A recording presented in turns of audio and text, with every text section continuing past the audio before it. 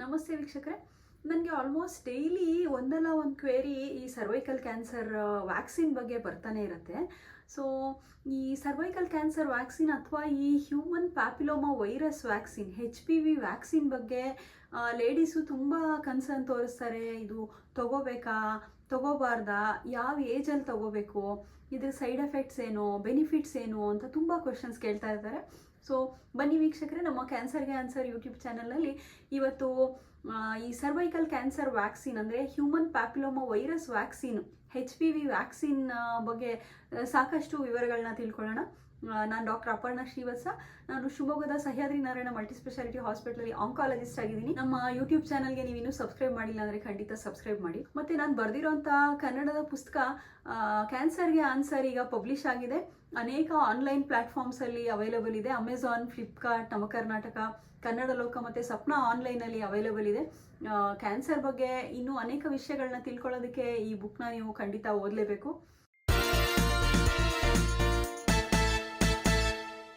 ನಮಸ್ತೆ ವೀಕ್ಷಕರೇ. ನನಗೆ ಈ ಸರ್ವೈಕಲ್ ಕ್ಯಾನ್ಸರ್ ವ್ಯಾಕ್ಸಿನ್ ಅಥವಾ ಈ ಹ್ಯೂಮನ್ ಪ್ಯಾಪಿಲೋಮಾ ವೈರಸ್ ವ್ಯಾಕ್ಸಿನ್ ಬಗ್ಗೆ ಕ್ವೇರೀಸು ಬರ್ತಾನೆ ಇರುತ್ತೆ. ಇದ್ರ ಬಗ್ಗೆ ಅರಿವು ಇದೆ ಮತ್ತು ಭಯನೂ ಇದೆ. ಸೊ ನನಗೆ ಪೇಷಂಟ್ಸು ಮತ್ತು ಅವ್ರ ಮಕ್ಕಳು, ಫ್ಯಾಮಿಲಿ ಮೆಂಬರ್ಸು ಮತ್ತು ಕೆಲವರು ಜಸ್ಟ್ ಜನರಲ್ ಪಬ್ಲಿಕ್ಕು ಅವರು ಈ ಕ್ಯಾನ್ಸರ್ ವ್ಯಾಕ್ಸಿನ್ ಬಗ್ಗೆ ತುಂಬ ಕೇಳ್ತಾ ಇರ್ತಾರೆ. ಸೊ ಈ ಸಂಚಿಕೆಯಲ್ಲಿ ನಾವು ಈ HPV ವ್ಯಾಕ್ಸಿನ್ ಇದ್ರ ಬಗ್ಗೆ ಸಂಪೂರ್ಣ ಮಾಹಿತಿ ತಿಳ್ಕೊಳ್ಳೋಣ. ಸೊ ಏನಿದು ಹ್ಯೂಮನ್ ಪ್ಯಾಪಿಲೋಮಾ ವೈರಸ್ ಅಂತಂದರೆ ಇದೊಂದು ಸೆಕ್ಷುಯಲಿ ಟ್ರಾನ್ಸ್ಮಿಟೆಡ್ ವೈರಸ್ ಇದು. ಸೊ ಈ ವೈರಸ್ ಇನ್ಫೆಕ್ಷನ್ ಹೇಗೆ ಉಂಟಾಗುತ್ತೆ ಅಂದರೆ ಅದು ಮಲ್ಟಿಪಲ್ ಸೆಕ್ಸ್ ಪಾರ್ಟ್ನರ್ಸ್ ಜೊತೆ ಸೆಕ್ಸ್ ಮಾಡಿದಾಗ ಮತ್ತು ಈ ಅನ್ಸೇಫ್ ಸೆಕ್ಸ್ ಇರುತ್ತಲ್ಲ, ಈ ಕಾಂಡಮ್ ಯೂಸ್ ಮಾಡ್ದಲೇ ಮಾಡೋವಂಥ ಸೆಕ್ಸಿಂದ ಒಬ್ಬರಿಂದ ಒಬ್ಬರಿಗೆ ಸೆಕ್ಷುಯಲಿ ಇದು ಹರಡುತ್ತೆ. ಸೊ ಈ ಹ್ಯೂಮನ್ ಪ್ಯಾಪಿಲೋಮಾ ವೈರಸ್ನ ನಾವು ಕಾಮನ್ ಆಗಿ ಸರ್ವೈಕಲ್ ಕ್ಯಾನ್ಸರ್ ವ್ಯಾಕ್ಸಿನ್ ಅಂತ ನಾವು ಹೇಳಿದ್ರು ಸಹ ಈ HPV ವೈರಸ್ಸಿಂದ ಬರೀ ಸರ್ವೈಕಲ್ ಕ್ಯಾನ್ಸರ್ ಅಷ್ಟೇ ಅಲ್ಲ, ಅಂದರೆ ಈ ಗರ್ಭಕೋಶದ ಬಾಯಿನ ಕ್ಯಾನ್ಸರು ಸರ್ವೈಕಲ್ ಕ್ಯಾನ್ಸರ್ ಅಷ್ಟೇ ಅಲ್ಲ, ಅದರಿಂದ ಈ ವೆಜೈನಲ್ ಕ್ಯಾನ್ಸರು, ಏನಲ್ ಕ್ಯಾನ್ಸರ್ ಅಂದರೆ ಗುದದ್ವಾರದ ಕ್ಯಾನ್ಸರು, ಬಾಯಿ ಮತ್ತು ಗಂಟ್ಲಿನ ಕ್ಯಾನ್ಸರು, ನಾಲ್ಗೆ ಕ್ಯಾನ್ಸರು, ಈ ಇಷ್ಟೊಂದೆಲ್ಲ ಕ್ಯಾನ್ಸರ್ಗಳು ಉಂಟು ಮಾಡ್ಬೋದು HPV ವೈರಸ್ಸು. ಮತ್ತು ಈ ವಾರ್ಟ್ ಅಂತ, ಈ ಜೆನೆಟಲ್ ವಾರ್ಟ್ ಅಂತ ಒಂದು ಕಾಯಿಲೆ, ಅದು ಕ್ಯಾನ್ಸರ್ ಅಲ್ಲ. ಸೊ ಈ ಥರ ನಾನ್ ಕ್ಯಾನ್ಸರ್ ಕಂಡೀಷನ್ ಸಹ ಈ ವೈರಸ್ಸಿಂದ ಉಂಟಾಗ್ಬೋದು. ಈ HPV ವೈರಸ್ ಅಗೇನ್ಸ್ಟ್ ನಾವು ವ್ಯಾಕ್ಸಿನ್ ತಗೊಳ್ಳೋದ್ರಿಂದ ಬರೀ ಈ ಗರ್ಭಕೋಶದ ಕ್ಯಾನ್ಸರು, ಏನಲ್ ಕ್ಯಾನ್ಸರು, ಬಾಯಿ ಗಂಟ್ಲಿನ ಕ್ಯಾನ್ಸರು ಅದಷ್ಟೇ ಕ್ಯಾನ್ಸರ್ನ ನಾವು ಪ್ರಿವೆಂಟ್ ಮಾಡ್ಬೋದು. ಸೊ ಇದು ಕ್ಯಾನ್ಸರ್ ವ್ಯಾಕ್ಸಿನ್ ಅಲ್ಲ. ಅಂದರೆ ಈ ವ್ಯಾಕ್ಸಿನ್ ತಗೊಳ್ಳೋದ್ರಿಂದ ನಮ್ಗೆ ಯಾವುದು ಮುಂದೆ ಕ್ಯಾನ್ಸರೇ ಬರಲ್ಲ ಅಂತ ಅಲ್ಲ, ಈ ವೈರಸ್ಸಿಂದ ಯಾವ್ಯಾವ ಕ್ಯಾನ್ಸರ್ ಉಂಟಾಗುತ್ತೆ ಅದನ್ನ ಪ್ರಿವೆಂಟ್ ಮಾಡ್ಬೋದು. ಸೊ ನಂಬರ್ 1 ಏನಂದರೆ ಇದು ಕ್ಯಾನ್ಸರ್ ವ್ಯಾಕ್ಸಿನ್ ಅಲ್ಲ, ಇದು ಸರ್ವೈಕಲ್ ಕ್ಯಾನ್ಸರ್ ವ್ಯಾಕ್ಸಿನ್ ಅಷ್ಟೇ. ಸೊ ಇದನ್ನ ತಗೊಳ್ಳೋದ್ರಿಂದ ಯಾವುದೇ ಕ್ಯಾನ್ಸರು ಬರಲ್ಲ ಮುಂದೆ ಅಂತ ಅಲ್ಲ, ಇದರಿಂದ ಈ ಗರ್ಭಕೋಶದ ಕೊರಳಿನ ಕ್ಯಾನ್ಸರ್, ಸರ್ವೈಕಲ್ ಕ್ಯಾನ್ಸರ್ನ ಇದು ಪ್ರಿವೆಂಟ್ ಮಾಡುತ್ತೆ. ಸೊ ಸೆಕೆಂಡ್ ಇಂಪಾರ್ಟೆಂಟ್ ವಿಷಯ ಏನಂದರೆ ಇದ್ರದ್ದು ಎಫೆಕ್ಟ್ ಎಷ್ಟು, ಇದು ತೊಗೊಂಡ್ರೆ ನಿಜವಾಗ್ಲೂ ಅದು ಕ್ಯಾನ್ಸರ್ನ ಪ್ರಿವೆಂಟ್ ಮಾಡುತ್ತಾ ಅಂದರೆ ಇದರಿಂದ ನಾವು ವ್ಯಾಕ್ಸಿನ್ ತಗೊಳ್ಳೋದ್ರಿಂದ ಆ ವೈರಸ್ ಇನ್ಫೆಕ್ಷನ್ ಉಂಟಾಗ್ದಾಗೆ ತಡೆಯುತ್ತೆ. ಮತ್ತು ಇದರಿಂದ ಬರೋವಂಥ ಇಮ್ಯುನೋಜೆನಿಸಿಟಿ ಅಂದರೆ ಅವ್ರ ಬಾಡಿನ ಅದು ಹೇಗೆ ಇಮ್ಯುನಿಟಿನ ಬೂಸ್ಟ್ ಮಾಡುತ್ತೆ ಅಂದರೆ 95 to 97%, ಅಂದರೆ ನಾವು 100 ಜನಕ್ಕೆ ಕೊಟ್ಟರೆ 97 ಜನಕ್ಕೆ ಇದು ವೈರಸ್ ಇನ್ಫೆಕ್ಷನ್ನ ಪ್ರಿವೆಂಟ್ ಮಾಡುತ್ತೆ. ಇದರಿಂದ ಮುಂದೆ ಕ್ಯಾನ್ಸರ್ನು ಸಹ ಪ್ರಿವೆಂಟ್ ಮಾಡುತ್ತೆ. So effect wise very good ಇದೆ, ಏನೂ ಪ್ರಾಬ್ಲಮ್ ಇಲ್ಲ. ಸೊ ಇದನ್ನ ಯಾರಿಗೆ ಕೊಡಬೇಕು, ಏನು ಏಜ್ ಲಿಮಿಟ್ ಏನು ಇದಕ್ಕೆ ಅಂತ. ಸೊ ಇದರಲ್ಲಿ ಜನರಲ್ ಪ್ರಿನ್ಸಿಪಲ್ ಏನು ಅಂದರೆ younger the child better the immunogenicity ಅಂತ. ಅಂದರೆ ನಾವು ಈ 9 ರಿಂದ 15 ವರ್ಷದ ಮಕ್ಕಳಿಗೆ ಕೊಟ್ಟರೆ ಅದ್ರದ್ದು ಇಮ್ಯುನಿಟಿ ಬೆಟರು. ಸೊ 15 ರಿಂದ 25 ವರ್ಷದ ಒಳಗೆ ತಗೊಂಡಾಗ ಅದ್ರದ್ದು ಇಮ್ಯುನಿಟಿ ಅಷ್ಟು ಸಣ್ಣ ಮಕ್ಕಳಿಗೆ ಬಂದಷ್ಟು ಬರೋದಿಲ್ಲ. ಸೊ ಇದರಿಂದ ಏನಾಗುತ್ತೆ, ನೀವು 9 ರಿಂದ 15 ವರ್ಷದ ಮಕ್ಕಳಿಗೆ ಕೊಟ್ಟರೆ 2 ಡೋಸ್ ಸಾಕು. ಇವತ್ತೊಂದು ಡೋಸು ಮತ್ತು 1 ಮಂತ್ ಆದಮೇಲೆ ಇನ್ನೊಂದು ಡೋಸ್ ಆಗುತ್ತೆ. ಬಟ್ ನೀವು 15 ವರ್ಷ ಆಗಿರೋಂಥ ಮಕ್ಳಿಗೆ ಕೊಟ್ಟರೆ, ಸ್ವಲ್ಪ ದೊಡ್ಡವ್ರಿಗೆ ಕೊಟ್ಟಾಗ ಏನಾಗುತ್ತೆ, ಬರೀ 2 ಡೋಸ್ ಸಾಕಾಗಲ್ಲ, ಆವಾಗ 3 ಡೋಸ್ ಕೊಡಬೇಕಾಗತ್ತೆ.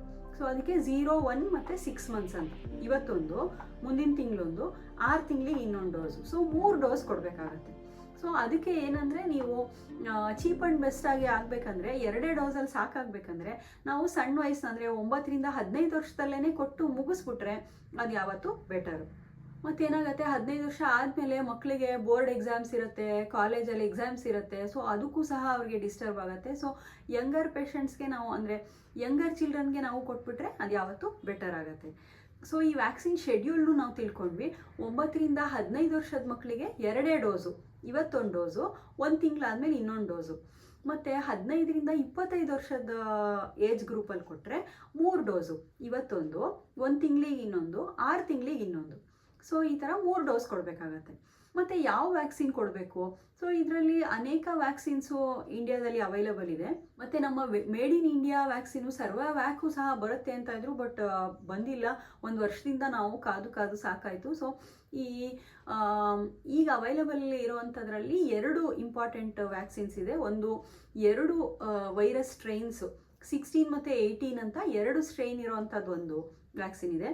ಮತ್ತು ಇನ್ನೊಂದು 4 ಸ್ಟ್ರೈನು ಮತ್ತು 7 ಸ್ಟ್ರೈನ್ ಇರೋಂಥ ವ್ಯಾಕ್ಸಿನ್ಗಳು ಸಹ ಇದೆ.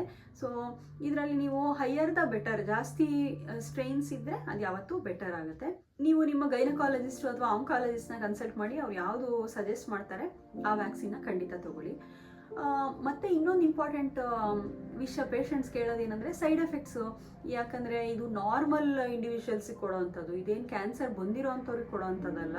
ಇದು ನಾರ್ಮಲ್ ಆಗಿ ಹೆಲ್ದಿ ಆಗಿರೋಂಥ ಮಕ್ಕಳಿಗೆ ಕೊಡೋವಂಥ ವ್ಯಾಕ್ಸಿನ್. ಅದರಿಂದ ಎಲ್ಲ ಪೇರೆಂಟ್ಸು ಎಲ್ಲ ಕೇಳ್ತಾರೆ ಈ ವ್ಯಾಕ್ಸಿನ್ ತೊಗೊಳ್ಳೋದ್ರಿಂದ ಏನು ಸೈಡ್ ಎಫೆಕ್ಟ್ ಆಗುತ್ತೆ ಅಂತ. ನಾವು ಕೋವಿಡ್ ವ್ಯಾಕ್ಸಿನ್ ಎಲ್ಲ ತುಂಬ ಜನ ತೊಗೊಂಡಿದ್ದೀವಲ್ವ, ಸೊ ನಮ್ಗೆ ಗೊತ್ತಿರುತ್ತೆ. ಮತ್ತು ಸಣ್ಣ ಮಕ್ಕಳಿಗೆ ನಾವು DPT ಎಲ್ಲ ವ್ಯಾಕ್ಸಿನ್ ಹಾಕಿಸ್ತಾ ಇರ್ತೀವಲ್ಲ, ಅದ್ರದ್ದು ಸೈಡ್ ಎಫೆಕ್ಟ್ಸು ತಾಯಂದ್ರಿಗೆ ಯೂಶಲಿ ಗೊತ್ತೇ ಇರುತ್ತೆ. ಸೊ ಅದು ಇಂಜೆಕ್ಷನ್ ತೊಗೊಂಡ ಜಾಗದಲ್ಲಿ ಸ್ವಲ್ಪ ಪೇಯ್ನ್ ಇರ್ಬೋದು, ಕೆಲವ್ರಿಗೆ ಸ್ವೆಲ್ಲಿಂಗ್ ಬರ್ಬೋದು, ಕೆಲವ್ರಿಗೆ ಫೀವರ್ ಬರ್ಬೋದು, ಮತ್ತು ಕೆಲವ್ರಿಗೆ ಸುಸ್ತಿರ್ಬೋದು, ಸ್ವಲ್ಪ ಮಯಾಲಜಿ ಅಂತ ಮೈಕೈ ನೋವು ಇರ್ಬೋದು. ಯೂಶಲಿ ಇಂಥ ಸೈಡ್ ಎಫೆಕ್ಟ್ಸು ಮೈನರ್ ಆಗಿರುತ್ತೆ. ಅಂಥ ಸೀರಿಯಸ್ ಸೈಡ್ ಎಫೆಕ್ಟ್ಸು ನಾವು ಅಷ್ಟೊಂದು ನಾವು ಕಾಮನ್ ಆಗಿ ನೋಡ್ತಾ ಇರಲ್ಲ. ಈ ವ್ಯಾಕ್ಸಿನ್ ಸೈಡ್ ಎಫೆಕ್ಟ್ಸು ಮೈನರ್ ಆಗಿರುತ್ತೆ ಮತ್ತು ಮ್ಯಾನೇಜಬಲ್ ಇರುತ್ತೆ. ಅಂಥ ಸೀರಿಯಸ್ ಸೈಡ್ ಎಫೆಕ್ಟ್ಸು ಯೂಶಲಿ ಆಗೋದಿಲ್ಲ. ಮತ್ತು ಇನ್ನೊಂದು ಇಂಪಾರ್ಟೆಂಟ್ ವಿಷಯ ಅಂದರೆ ಈ 25 ವರ್ಷ ಆಗಿರೋ ಅಂಥವ್ರು ನಮ್ಮ ಹತ್ರ ತುಂಬ ಲೇಡೀಸ್ ಬರ್ತಾರೆ. 30-35 ವರ್ಷ ಆಗಿರುತ್ತೆ, 45 ವರ್ಷ ಆಗಿರುತ್ತೆ. ಅವರು ನಾವು ವ್ಯಾಕ್ಸಿನ್ ತೊಗೋಬೋದಾ ಅಂತ ಕೇಳ್ತಾರೆ. ಯೂಶಲಿ ಮದುವೆ ಆದವರು ಈ ವ್ಯಾಕ್ಸಿನ್ ತೊಗೊಳ್ಳೋದ್ರಿಂದ ಅಂಥ ಬೆನಿಫಿಟ್ ಏನೂ ಇಲ್ಲ ಅಂತ ಹೇಳ್ತೀವಿ. ಯಾಕಂದರೆ ಆಲ್ರೆಡಿ ಅವ್ರಿಗೆ ಸೆಕ್ಷುವಲ್ ಇಂಟರ್ಕೋರ್ಸ್ ಎಲ್ಲ ಆಗೋಗ್ಬಿಟ್ಟಿರುತ್ತೆ, ಆಲ್ರೆಡಿ HPV ಇನ್ಫೆಕ್ಷನ್ ಆಗೋಗಿರ್ಬೋದು ಅವ್ರಿಗೆ. ಸೊ ಅಂಥ ಸಂದರ್ಭದಲ್ಲಿ ವ್ಯಾಕ್ಸಿನು ಯೂಸ್ ಆಗುತ್ತಾ ಏನು ಹೇಳಕ್ಕೆ ಬರಲ್ಲ. ಸೊ ಈ ಅಬೌವ್ 25 ಇಯರ್ಸ್ ಅಂದರೆ ನೀವು ಗೈನಕಾಲಜಿಸ್ಟು ಅಥವಾ ಆಂಕಾಲಜಿಸ್ಟ್ನ ಕನ್ಸಲ್ಟ್ ಮಾಡಿ. ಯೂಶಲಿ ನಾನೇನು ಹೇಳ್ತೀನಿ, ಪ್ಯಾಪ್ ಸ್ಮಿಯರ್ ಮಾಡಿ ಮತ್ತು HPV DNA ಟೆಸ್ಟಿಂಗ್ ಮಾಡ್ಕೊಳ್ಳಿ. HPV DNA ನೆಗೆಟಿವ್ ಇದ್ದರೆ ನೀವು ತೊಗೊಳ್ಬೋದು ವ್ಯಾಕ್ಸಿನು, ಯಾಕಂದರೆ ಆಲ್ರೆಡಿ ನೀವು ಇನ್ಫೆಕ್ಟ್ ಆಗಿಲ್ಲ. ಆವಾಗ ತೊಗೊಂಡ್ರೆ ನಿಮಗೆ ಹೆಲ್ಪ್ ಆಗುತ್ತೆ. ಮತ್ತು ಯೂಶಲಿ ಅಬೌವ್ 45 ಇಯರ್ಸು ನಾವು ರೆಕಮೆಂಡ್ ಮಾಡೋಕ್ಕೆ ಹೋಗೋದಿಲ್ಲ. ಅಂಥವ್ರಿಗೆ ನಾವು ಸರ್ವೈಕಲ್ ಕ್ಯಾನ್ಸರ್ ಅರ್ಲಿ ಡಿಟೆಕ್ಷನ್ಗೆ ಆಲ್ರೆಡಿ ಅವ್ರು ಇನ್ಫೆಕ್ಟ್ ಆಗೋಗಿರ್ಬೋದಲ್ವ. ಸೊ ಅಂಥವ್ರಿಗೆ ಪ್ಯಾಪ್ ಸ್ಮಿಯರು ಅಥವಾ HPV DNA ಟೆಸ್ಟಿಂಗ್ ಮಾಡೋದ್ರಿಂದ ಆಲ್ರೆಡಿ ಇನ್ಫೆಕ್ಟ್ ಆಗಿದ್ದಾರಾ ಅಥವಾ ಆಲ್ರೆಡಿ ಕ್ಯಾನ್ಸರ್ ಫಾರ್ಮೇಷನ್ ಶುರುವಾಗಿದೆಯಾ ಅಂತ ನಾವು ನೋಡಬೇಕಾಗತ್ತೆ. ಸೊ ಅನೇಕ ವಿಷಯಗಳನ್ನ ನಾವು ಇವತ್ತು ಡಿಸ್ಕಸ್ ಮಾಡಿದ್ದೀವಿ ವೀಕ್ಷಕರೇ. ಈ HPV ವ್ಯಾಕ್ಸಿನು ಅದು ಕ್ಯಾನ್ಸರ್ ವ್ಯಾಕ್ಸಿನ್ ಅಲ್ಲ, ಅದು ಸರ್ವೈಕಲ್ ಕ್ಯಾನ್ಸರ್ ವ್ಯಾಕ್ಸಿನು. ಇದು ಬರೀ ಸರ್ವೈಕಲ್ ಕ್ಯಾನ್ಸರ್ ಅಷ್ಟೇ ಅಲ್ಲ, ಬೇರೆ ಅನೇಕ ಈ ಗುದದ್ವಾರದ ಕ್ಯಾನ್ಸರು, ಬಾಯಿ ಗಂಟ್ಲಿನ ಕ್ಯಾನ್ಸರ್ನ ಸಹ ಪ್ರಿವೆಂಟ್ ಮಾಡುತ್ತೆ. ಮತ್ತು ಇದು ಸಣ್ಣ ಮಕ್ಕಳಿಗೆ ಕೊಟ್ಟಾಗ ಅಂದರೆ 9 to 15 ಇಯರ್ಸ್ ಏಜಲ್ಲಿ ಕೊಟ್ಟಾಗ ಜಾಸ್ತಿ ಎಫೆಕ್ಟ್ ಇರುತ್ತೆ. ಮತ್ತು ಸೈಡ್ ಎಫೆಕ್ಟ್ಸು ಮೈನರ್ ಇರುತ್ತೆ ಮತ್ತು ಮ್ಯಾನೇಜಬಲ್ ಆಗಿರುತ್ತೆ. ಸೊ ಈ ವಿಷಯಗಳನ್ನೆಲ್ಲ ತಿಳ್ಕೊಂಡಿದ್ದೀರಲ್ಲ, ನಿಮ್ಮ ಮಕ್ಕಳು 9 to 15 ಇಯರ್ಸಲ್ಲಿದ್ದರೆ 2 ಡೋಸಲ್ಲಿ ವ್ಯಾಕ್ಸಿನೇಷನ್ ಮುಗಿದೋಗುತ್ತೆ. ಸೊ ಖಂಡಿತ ಈ HPV ವ್ಯಾಕ್ಸಿನ್ ಬಗ್ಗೆ ನೀವು ಯೋಚನೆ ಮಾಡಿ. ಮತ್ತು ಇಂಥ ಅನೇಕ ವಿಷಯಗಳು, ಕ್ಯಾನ್ಸರ್ ಬಗ್ಗೆ ನಿಮಗೆ ವಿಷಯಗಳು ಬೇಕಂದರೆ ನಮ್ಮ ಕ್ಯಾನ್ಸರ್ಗೆ ಆನ್ಸರ್ ಯೂಟ್ಯೂಬ್ ಚಾನಲ್ಗೆ ಸಬ್ಸ್ಕ್ರೈಬ್ ಮಾಡಿ. ಮತ್ತು ನಾನು ಬರೆದಿರೋ ಪುಸ್ತಕ ಕ್ಯಾನ್ಸರ್ಗೆ ಆನ್ಸರ್ ಕನ್ನಡದಲ್ಲಿ ಕ್ಯಾನ್ಸರ್ ಬಗ್ಗೆ ಸಮಗ್ರ ಮಾಹಿತಿ ಇರುವಂಥ ಪುಸ್ತಕ ಆಗಿದೆ. ಈ ಪುಸ್ತಕನ ನೀವು ಖಂಡಿತ ಓದಿ. ಸೊ ಈ ವಿಡಿಯೋ ನೋಡಿದ್ದಕ್ಕೆ ನಿಮಗೆಲ್ಲರಿಗೂ ಧನ್ಯವಾದಗಳು.